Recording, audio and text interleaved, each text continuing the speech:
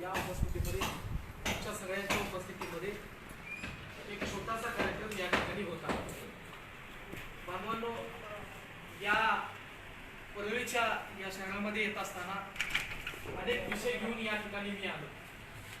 यामध्ये सगळ्यात महत्त्वाचा विषय संजय भाऊंच्या जलसमाधीचा विसर या महाराष्ट्रातल्या सगळ्या आपल्या समाज बांधवांना होतोय का? संजय भाऊंचं बलिदान तुम्ही आम्ही नव्या पिढी व्यर्थ जाऊ देणार आहोत का? हे सगळे चिंतनाचे विषय आहेत, हे सगळे परीक्षणाचे विषय आहेत. म्हणून संजय भाऊच्या कुटुंबाला न्याय देण्यासाठी मानवहित लोकशाही पक्ष म्हणून आपण सगळेजण पुढे आलो. असं चित्र मला वाटतं की आपण दिसून देऊ नये. संजय भाऊच्या कुटुंबाला न्याय देण्यासाठी आपण सर्वजण समाज बांधव म्हणून पुढे आलो. याच भावनेनं आपण त्यांना साथ देऊया असं एक चित्र या महाराष्ट्राला दिसलं पाहिजे. कारण संजय भाऊंच्या बलिदानाला कुठल्याही माध्यमातून कुठल्याही संघटनेचं लेबल लागलं तर संजय भाऊंचं बलिदान सुद्धा सीमित. म्हणून या महाराष्ट्रातल्या सगळ्या समाज बांधवांच्या जिव्हाळ्याच्या विधायक मागणीसाठी संजय भाऊंनी बलिदान दिलेलं आहे.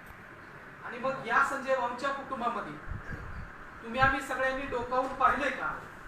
संजय भाऊंच्या एक उमदा तरुण या कुटुंबातून शहीद होतो आणि शहीद होताना त्याच्या मनामध्ये सामाजिक जाणीवेतून पेटलेली ती भावना की माझ्या समाजाचा सगळ्यात महत्त्वाचा जिव्हाळ्याचा प्रश्न मातंग समाजाचं आरक्षणाचं अवघड झालं पाहिजे. आणि या माध्यमातून महाराष्ट्रातला सर्व समाज बांधव शैक्षणिक, सामाजिक आणि राजकीय दृष्ट्या परिपक्व झाला पाहिजे. यासाठी या बांधवांनी या मातीमध्ये, महाराष्ट्राच्या मातीमध्ये पहिल्यांदा बलिदान दिले. आणि मग त्या बांधवाच्या कुटुंबामध्ये किती लोक डोकावून पाहतात. जसं की आता हनुमंत भाऊंनी सांगितलं की आम्हाला तेला मिठाची सुद्धा अडचण भासते. अनेक कठीण प्रसंग आमच्यावर आले पण आम्ही कधी हे व्यक्त झालो नाही, कधी कोणासमोर मांडले नाही. तर हे स्वाभिमानी संजय भाऊंच्या स्वाभिमान कुटुंबाचं हे मोठं योगदान मला असं वाटतं की या आपण सगळ्या समाज बांधवांनी लक्षात घ्या. आणि मग मला हा विषय माहीत नव्हता की संजय भाऊंच्या जाण्यानंतर त्या कुटुंबाला कोणत्या स्वरूपाच्या कशा मदती मिळाल्या, मला हे काहीच माहीत नव्हतं. पण ज्या वेळेला मला हे माहीत झालं की तात्काळ मिळणारी मदत सुद्धा या कुटुंबाला मिळाली नाही, त्यावेळेस मात्र मला दुःख झालं आणि तात्काळ मी हा विषय सामाजिक न्यायमंत्री महोदयांच्या कानावर टाकला. त्यांनी मला सांगितलं की त्यांना घेऊन या, आपण तो विषय पटकन मार्गी लावू. आणि मग त्याच निमित्तानं मी या ठिकाणी आज उपस्थित राहिले. तर या बैठकीच्या अनुषंगाने या मानवहित लोकशाहीची पक्षाची ही बैठक आणि या बैठकीमध्ये संजय भाऊंचा विषय हा तुमच्या आमच्या जिव्हाळ्याचा आणि तुमच्या आमच्या कुटुंबाचा विषय म्हणून आम्हाला येणाऱ्या काळामध्ये सोडवत असताना संजय भाऊंच्या या योगदानाला येणाऱ्या काळामध्ये त्यांच्या जे काही ध्येय उद्दिष्ट होतं, ज्या ध्येय उद्दिष्टाने त्यांनी आत्महत्या केली, त्या सुद्धा ध्येय उद्दिष्टाला आपण प्रामाणिकपणे पुन्हा एकदा लढ्याचं स्वरूप द्यायचे.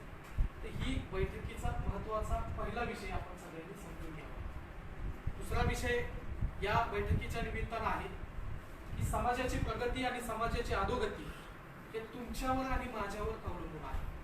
समाजाला अधोगतीच्या दिशेने घेऊन जायचं का समाजाला प्रगतीच्या दिशेने घेऊन जायचं हे तुमच्या माझ्या एकंदरीत या सगळ्या कृतीशील ज्या आपण कृती करू याच्यावर ते अवलंबून आहे.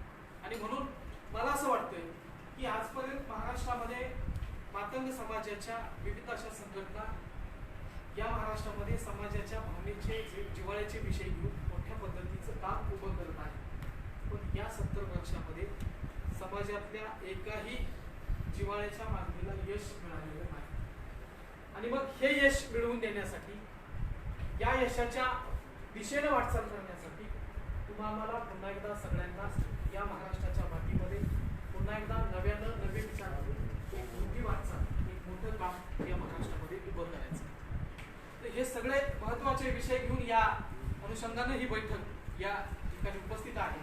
या बैठकीमध्ये जे काही नवनियुक्त पदाधिकारी आहेत, ज्यांच्या निवडी नव्यानं झालेल्या आहेत, अशा सगळ्या नवनियुक्त शुभेच्छा देतो आणि आपण सगळ्यांनी या राज्यामध्ये एक वेगवेगळ्या अनुषंगाने वेगवेगळे मतभेद समाजामध्ये निर्माण होत आहेत आणि हे समाजासाठी अत्यंत घातक आहे. समाजातल्या विविध अशा संघटना त्यांच्या परस्पर विरोधी संघटनेच्या विषयी त्या संघटनेच्या पदाधिकाऱ्याच्या डोक्यामध्ये विष भरण्याचं काम करत आहे आणि हे विष तुमच्या डोक्यामध्ये नसावं अशी माझी प्रामाणिक भावना आहे. कारण तुमचा लढा किंवा आपलं कॉम्पिटिशन या इथल्या समाजातल्या दुसऱ्या संघटनेसोबत असलं पाहिजे ही आपल्या पक्षातली सगळ्यात विकृत भावना असेल, विकृत मानसिकता असेल असं मला वाटतं. तुमचं कॉम्पिटिशन या इथल्या देशातल्या प्रस्थापित पक्षांनी ज्या पद्धतीचं आपल्या समाजाचं शोषण केलं अशा या प्रस्थापित पक्षासोबतचं तुमचं कॉम्पिटिशन असलं पाहिजे. समाजातल्या या सगळ्या ज्या संघटना आहेत ज्या पद्धतीनं त्या संघटना वाटचाल करतात आणि वाटचाल करत असताना काही टीका टिप्पणी करत आहेत याच्याकडे तुम्ही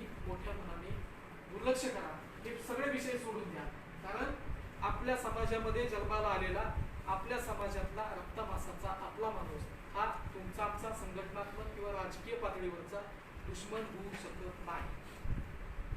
त्याचं कारण असं आहे की ते सुद्धा तितकेच दुःखी आहेत आणि आपण तितकेच दुःखी आहोत आणि दोघंही समदुःखी असताना दोघांच्या मध्ये इतका मोठा टोकाचा वाद हा समाजासाठी अत्यंत घातक आहे. या ठिकाणी एक उदाहरण सांगतो की जर दोन भिकारी माणसांच्या मध्ये जर भांडणं चाललेले असेल तर त्या दोन भिकाऱ्यामध्ये जिंकून कुठल्याही भिकाऱ्याचा काही फायदा होतो का? कुणाचाच फायदा होतो. तशी गत समाज बांधवांची आहे की या देशामध्ये या देशाचं नागरिक म्हणून राहत असताना गेल्या अनेक वर्षापासून स्वातंत्र्याच्या पूर्व काळापासून ते आजपर्यंत आपल्याला कुठल्याही पद्धतीचं समाजाची प्रगती होताना दिसलेली नाही. आणि मग असं असताना आपण सगळेजण त्यांचेही रिकामे किस्से आणि आपलेही रिकामे किस्से असं असताना आपण भांडतोय कशासाठी हा एक मोठा प्रश्न या निमित्तानं आहे. आणि म्हणून अण्णाभाऊंच्या कुटुंबातून ज्यावेळेला या मानवहित लोकशाही पक्षाची संकल्पना घेऊन आम्ही ज्यावेळेला महाराष्ट्रामध्ये गेलो तर त्यावेळेला आमची एक प्रामाणिक अशी भावना होती की आपण राजकारणामध्ये एक दोन पावलं मागं राहतो पण या पक्षाशी संबंधित समाजाच्या भावना दुखावतील असं कधीही या पक्षाच्या कुठल्याही व्यक्तीकडून कृत्य होईल असं कधीही आपण या पक्षामध्ये चालू घेत नाही.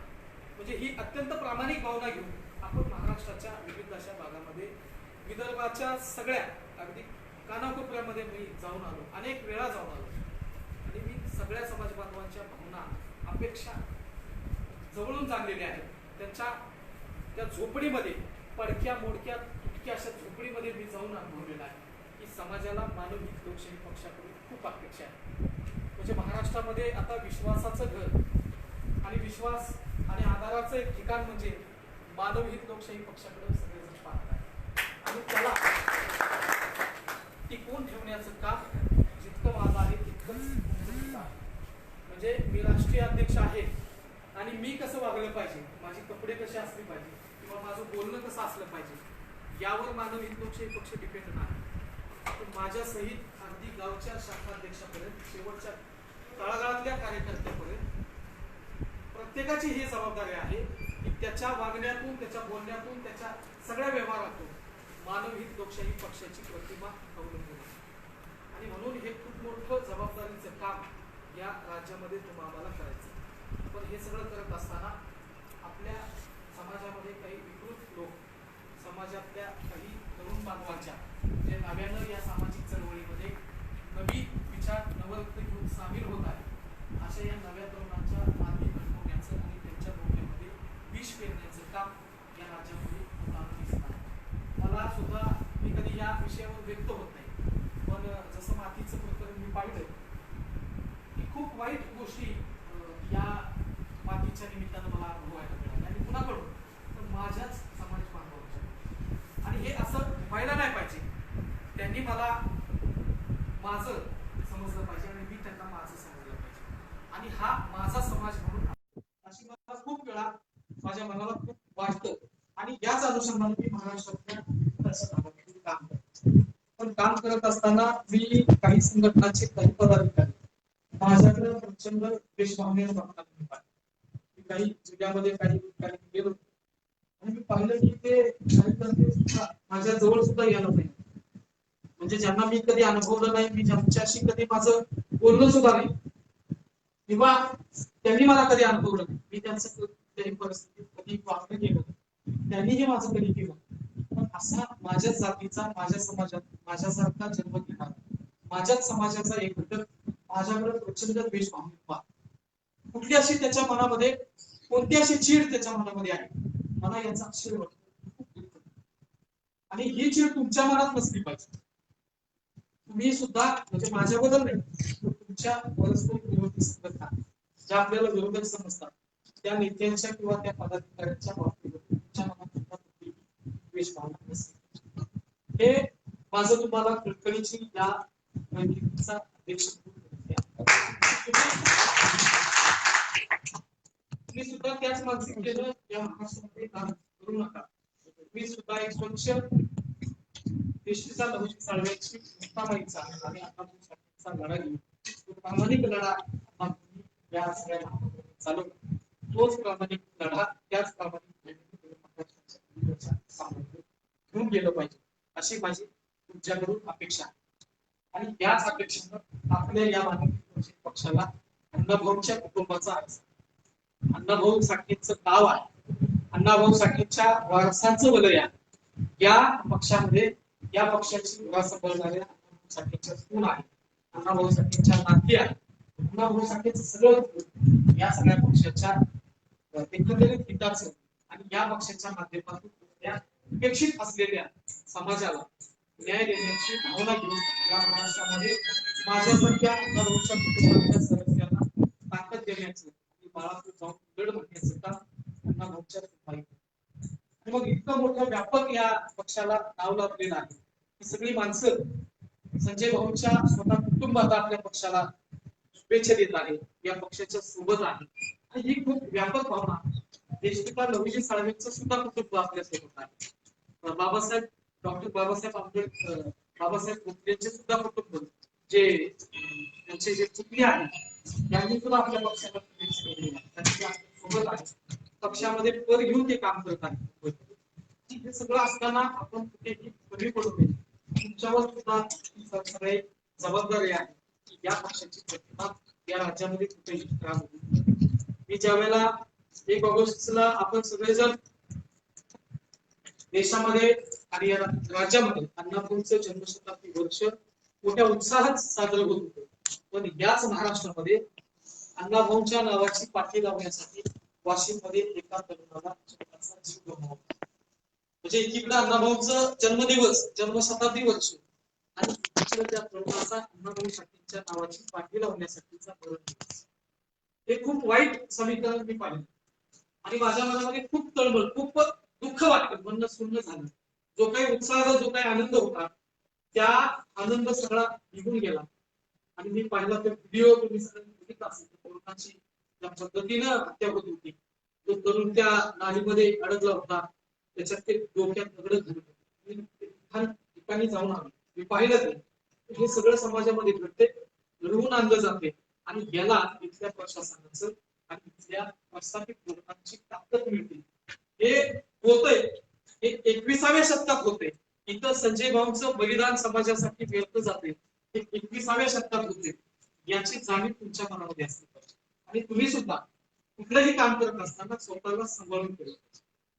ज्यावेळेला मी त्या कुटुंबाला भेट देऊन ज्यावेळेला पुढे आलो त्यावेळेला अशाच एका संघटनेच्या कार्यकर्त्याला त्याच्या बायकोची, ती बायको ज्यावेळेला बाथरूमला गेली त्यावेळेला तिथल्या गावातल्या लोकांनी त्याला विरोधक समजून त्याच्या बायकोचा हात पकडला आणि तिची विटंबना केली, तिला नको त्या गोष्टीची मागणी केली, तिने त्याला विरोध केला, सुटका कशी कशी करून घेतली. तिला ज्यावेळेला ती पोलीस स्टेशनला पकडली त्यावेळेला तिला कुठल्याही स्वरूपाचा पोलीस स्टेशनमध्ये न्याय मिळाला, त्या सुद्धा पोलीस स्टेशनला गेली.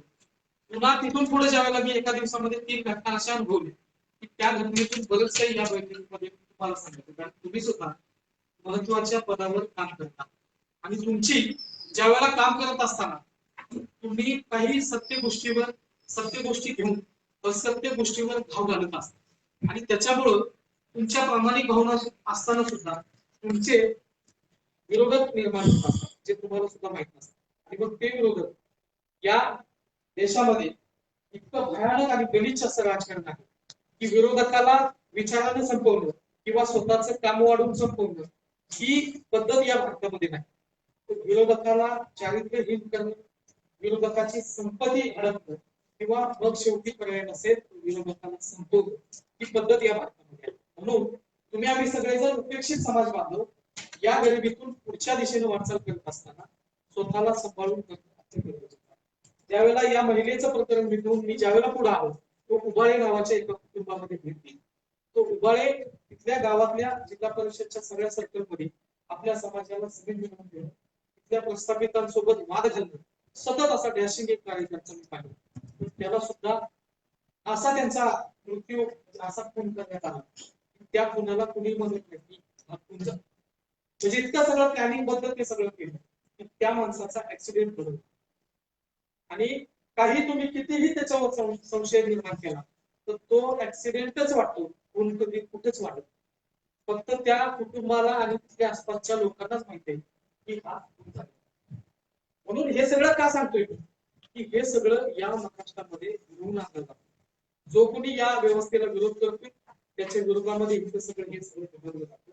म्हणून तुम्ही काम करत असताना या आपल्या समाजातल्या आपल्या ज्या काही विरोधी संघटना ज्या आपल्याला विरोधी समजतात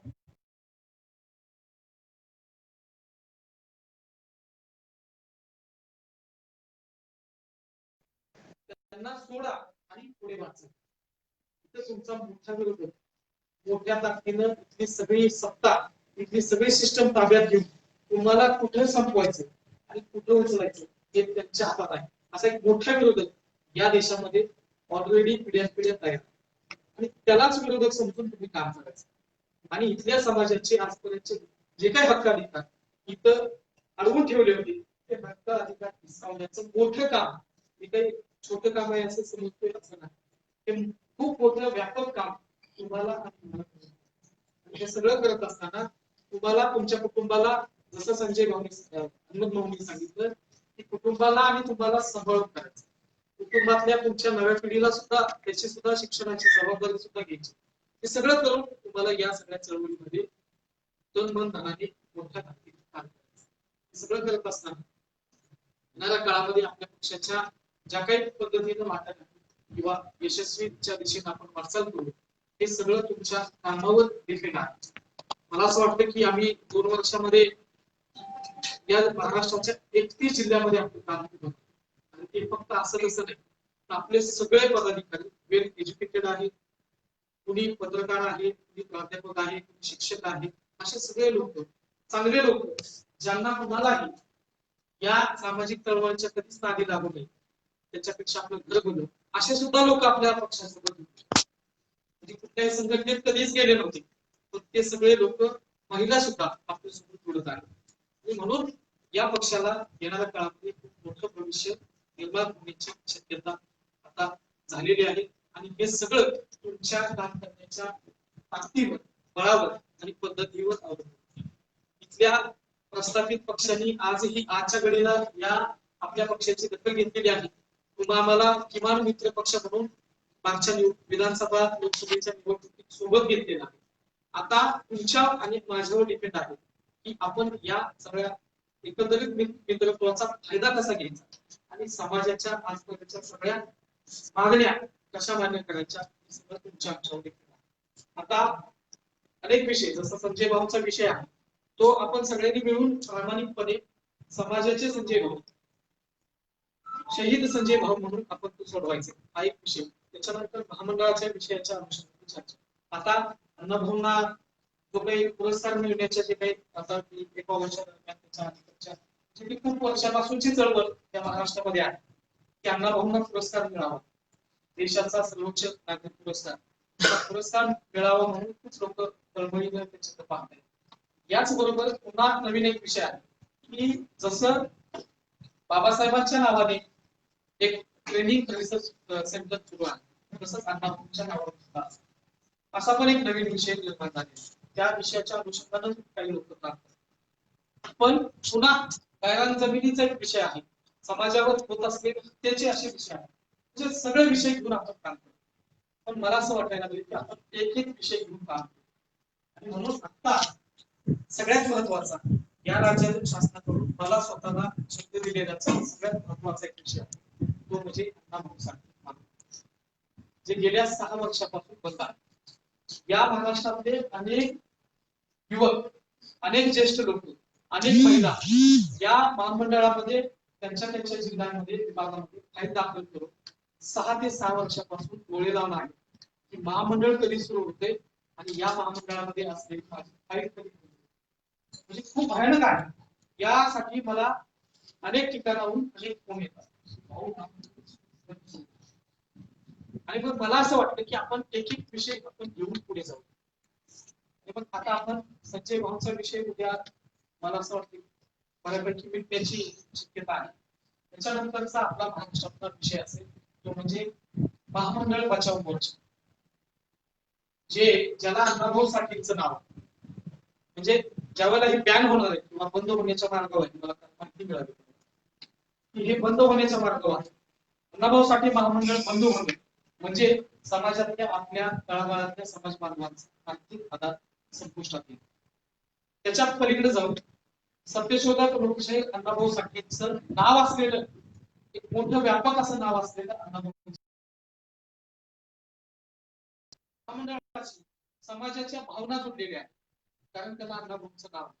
आणि या देशामध्ये अनेक ठिकाणी अनेक विभागामध्ये जसं की तुम्ही बघितलं असेल विजय मल्ल्या आणि नीरव मोदी या लोकांनी कोट्यावधी रुपये देश त्यांनी ज्या विभागामध्ये घोटाळा केला ते विभाग बंद आहेत का? नाही. पण अण्णाभाऊ साठे महामंडळामध्ये 300 ते 400 कोटीचा घोटाळा झाला गेल्या 6 ते 7 वर्षांमध्ये. म्हणजे का बंद आहे? ही सिस्टीम जातीवादी आहे, हा भाग ठीक आहे, पण समाज इतक्या मोठ्या ताकदीनं पेटून उठत नाही. समाजामध्ये ती धमक नाही, समाजामध्ये ती ताकद नाही, असं इथल्या प्रस्थापित पक्षांचं सरळ आणि स्पष्ट मत आहे. आणि हा समाज या समाजासोबत कसेही वागलं, या समाजाच्या कुठल्याही विभागाला कधीही बंद केलं आणि यांच्या कुठल्याही स्वरूपात दखल घेतली नाही तर हा समाज कधीही उद्रेक करत नाही, पेटून उठत नाही, अशी मानसिकता इतिहासात आहे. म्हणून आपल्याला नव्या पिढीतल्या नव्या तरुणांना येणाऱ्या काळामध्ये जसं भागवत भाऊंनी सांगितलं त्या लोकशाही वर्गाने आपल्याला व्यापक आणि मुख्य आंदोलन ज्या आंदोलनाची दखल घेतली जाते. म्हणून आपण सुरुवातीला या महामंडळ बचाव मोर्चाच्या अनुषंगाने आपण या ठिकाणी आपण राज्यामध्ये उभं करूया अशी मी सगळ्यांच्याकडून अपेक्षा व्यक्त करतो. आणि नवीन नियुक्त झालेल्या या बैठकीमध्ये सर्व चांगले आणि महत्वाचे लोक उपस्थित आहेत, ज्यामध्ये महत्वाची विशेष उपस्थिती संजय भाऊंचे भाऊ अहमद भाऊ या ठिकाणी आहेत. पक्षाचे आपले सर्व पदाधिकारी आहेत, जसे की या बैठकीचं आयोजन भागवत भाऊंच्या या सगळ्या संकल्पनेत झालं. राज्याचे आपले प्रवक्ते डॉक्टर माणिकराव कांबळे या ठिकाणी आहेत. या ठिकाणी उस्मानाबादचे जिल्ह्याचे जिल्हाध्यक्ष पत्रकार भाऊजी पाटोळे या ठिकाणी आहेत. सर्वजण या ठिकाणी युवक आहेत. परभणीत आलेले जिल्ह्याचे भाऊ या ठिकाणी आहेत. सगळेच लोक आहेत. मला शिंदे या ठिकाणी आहेत. सगळेच नवीन जे आहेत सगळ्यांची नावं माझ्या लक्षात. चांदे सर या ठिकाणी आहेत. चांदे साहेब आहेत. सगळेच लोक या ठिकाणी आहेत. सगळ्यांना शुभेच्छा देतो. सगळ्यांचं मनापासून आभार मानतो. या कार्यक्रमाच्या चांगल्या कार्यक्रमाचं आयोजन या ठिकाणी झालं. आपल्याला हे सगळे विषय घेऊन येणाऱ्या मोठ्या ताकदीनं काम करायचं. अनेक लोक ज्यावेळेला हा पक्ष ज्या पद्धतीनं वाढतोय या पक्षाचं आता समाजातच दुश्मन निर्माण झाले असं आता याच्या पलीकडे जाऊन काही दुश्मन निर्माण झाले आणि त्यांनी मातीच्या प्रकरणामध्ये कशा पद्धतीच्या आणि कोणत्या टीका माझ्यावर केल्या आणि तो विषय कुठपर्यंत घेऊन गेले हे सुद्धा मी ऑब्झर्व केलेला. म्हणजे मातीचं प्रकरण एका बाजूला आपण त्या राष्ट्रवादी काँग्रेस पक्षासोबत ज्या महाविकास आघाडीसोबत होतो त्या महाविकास आघाडीच्या ज्या भूमिका आहेत त्या मंदिराच्या विरोधातल्या भूमिका आहेत. म्हणजे पवार साहेबांनी स्वतः सांगितलं की मंदिरापेक्षा हॉस्पिटल आणि या सगळ्या गोष्टींना विषय सध्या असं त्यांनी सांगितलं. आणि त्यांच्याच मित्र पक्ष म्हणून आपली भूमिका मंदिराला माथी देण्याची आहे असा एक तिमड किंवा ती हलकी वाजवून तो विषय पवार साहेबांच्या पर्यंत गेला पाहिजे आणि जे काही आपल्यामधलं जे काही मित्रत्व आहे ते संपुष्टात आलं पाहिजे ही त्याच्या पाठीमागची मला हे जे काही आयडिओलॉजीचे जे अण्णाभाऊच्या विचाराची हत्या झाली आणि अमुक झालं हे जे काही तिमड्या वाजवून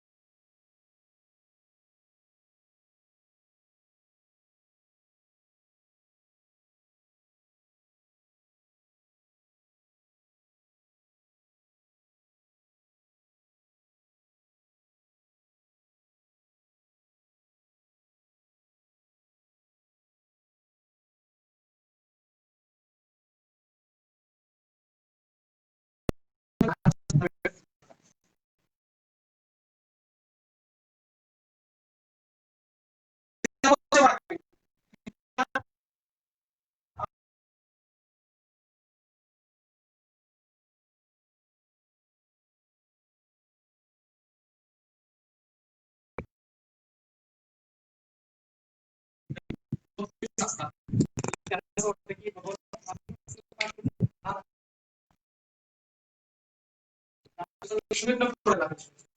याला कुठं असं ते असतं आणि कुठेही असतं कुटुंब म्हणजे त्या दोन भावामध्ये सुद्धा थोडेसे मतभेद होतात या आपल्या संघटनात्मक पातळीवर असतात सगळ्या मतभेदाच्या असतात पण ते आपले दृष्टिकोन ही भावना तुमच्या मनात असली पाहिजे. मी स्वतः म्हणजे मागच्या वेळेला मी ज्या वेळेला चर्चा केली मला खूप प्रयत्न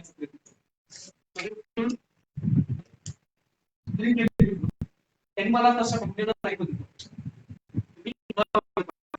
त्यांनी आत्महत्या करण्यास बलिदान देण्यास केलं अशा व्यवस्थेला ज्यांना आपल्या उद्यासकट जे आहे त्या भगिनीला त्या भगिनीला सामील बघितलं पाहिजे. वाकडीमध्ये ज्या दोन लहान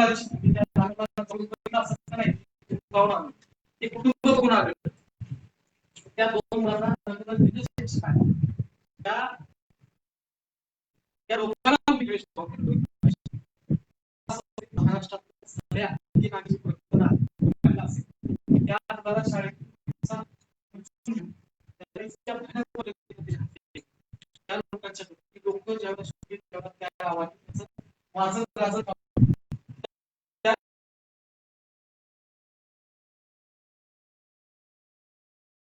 प्रचंड विनोद बेस्ट आपल्या म्हणजे आपले लोक त्यांच्याकडे पाहतायत ते लोक आपल्याला पाहतायत आणि आपल्याच समाजात आपलेच प्रश्न याचा इम्पॅक्ट समाजाच्या जीवन मानव पण कधीच समाजाचा काही समाज सुधारत म्हणून आपल्या महापुरुषांची की आपल्याला माहित असणं अत्यंत महत्वाचं आहे की या महापुरुषांचा प्रामाणिकपणा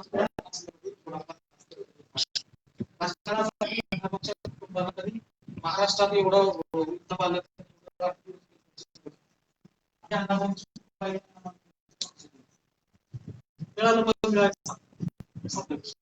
पण ही अनुभवाची आयडिया मला खूप मोठ्या अनेक विषय या याच्या पूर्वीपासून आम्ही कुठल्याही परिस्थितीमध्ये अतिशय कठीण अशा प्रसंगातून ठीक आहे सहन करण्याची क्षमताही असेल पण मला वाटतं की माझ्या समाज बांधवाच्या असावी असतं ज्यावेळेला जाण्यात एवढं योगेश भाऊ तिकडेच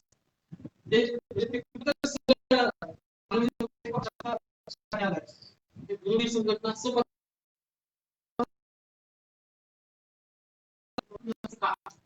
असं नाही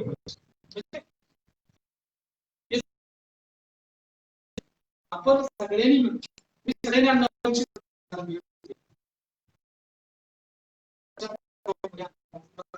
पुन्हा एकदा यांना भाऊ सांगितलं मी ज्या वेळेला पाळण्यामध्ये होतो त्यावेळेस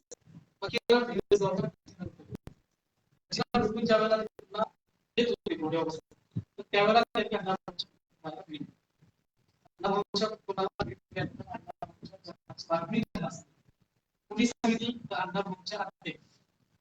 ज्यांना अण्णाभाऊ तर त्या आक्षेपासून दिल्यानंतर चांदीच्या दोन त्या वटीमध्ये टाकल्या आणि सगळं अण्णाभाऊला माहित होतं पण अण्णाभाऊ मोठं झाल्यानंतर अण्णाभाऊंना या सगळ्या समजल्या आणि महाराज भक्तीनाथ एवढं मोठं उपकार अनंत उपकार आहे की या ऐतिहासिक लुटीच्या सुट्टी रुपयाची मी लुटी खाल्लेला माणूस आहे लुटी खाल्लेला कलावत आहे आणि म्हणून माझं कुठेतरी कर्तव्य आहे की या महानायकाच्या उपकाराची परतफेड आणि या भूमीला अनुभव शोध घ्यायला लागेल फकीराच्या या उपकाराची परतफेड मी कसा तर मग अनुभवना संकल्पना असली आणि वारण्याच्या डोळ्यामध्ये या सगळ्या डोंगराच्या भागामध्ये फकीराचं जे मिसळ लढा होता स्वाभिमानी लढा होता जे प्रामाणिक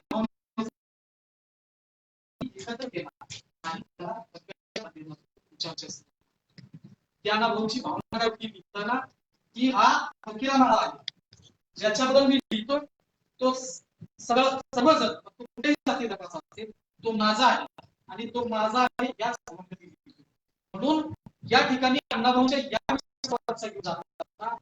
माझ्या समाजातला कसाही माणूस असेल तर तो माझा आहे याच भावनेची मानवी पक्षाच्या आयडियॉलॉजीमध्ये हे सुद्धा तुमच्याकडे तिथं मानवी पक्षाचं कॉम्पिटिशन आतंक समाजातल्या इतर संघटनेसोबत किंवा दलितांच्या इतर संघटनेसोबत असलं पाहिजे अशा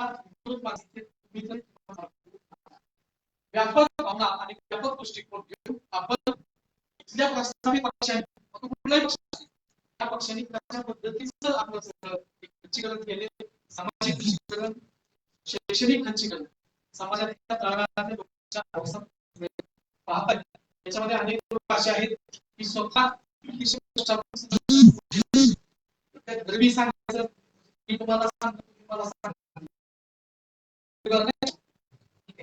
ज्या वेळेला हे सगळं हिसकावण्यासाठी या सिस्टीममध्ये तुमचा माणूस लोकसभेत नाही किंवा विधानसभेत सुद्धा तुमचा माणूस नाही म्हणून मग अशा वेळेला तुमचा आवाज कशा पद्धतीने पोहोचेल तर त्याला एकच मार्ग आपल्याला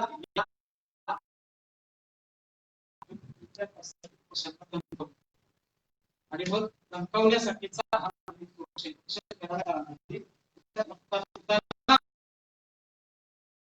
अशा कामाची पद्धत तुमची असते सगळं जे मी सांगतोय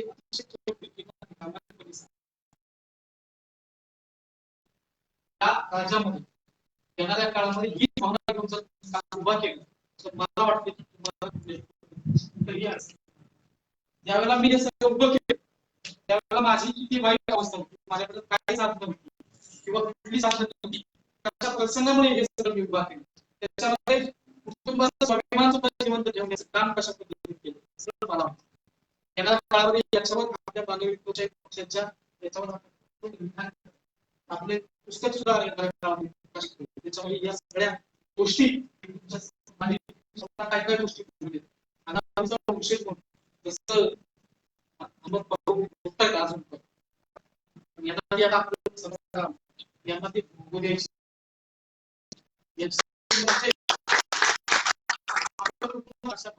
आपण सगळेजण काम करूया जास्त वेळ न घेता आपण सगळेजण लांबून सगळेजण आलेला सगळ्यांनी नजर आणि सगळेजण मनापासून या पक्षाचं काम करतात या पक्षाच्या माध्यमातून कुठल्याही विचार करून किंवा त्याची भावना बाजूला तुम्ही स्वतः बाजूला आणि पक्षाची बाजूला होईल असंही वागणार. काही गोष्टींमध्ये 1000 रुपये मिळवायचे ऐवजी 100 रुपये मिळतील. हळूहळू 10 जणांचा 1 जणांचा स्वार्थ साधण्याच्या ऐवजी 10 जणांचा 100 जणांचा स्वार्थ साधेल अशी मानसिकता घेऊन आपण पुढे जावे. काही ठिकाणी संघटना बंद पाडण्याचे जे काही नेते इतकं मोठं काम करून सुद्धा आज समाजात बदनामीला सामोरं जात आहे. याच्यामध्ये काही लोकांच्याकडून अशा काही छोट्या चुका झाल्या त्या तुमच्याकडून होऊ नये आमच्या अपेक्षेसह पुन्हा एकदा शुभेच्छा देतो आणि या ठिकाणी थांबतो. जय भाऊजी, जय अण्णा.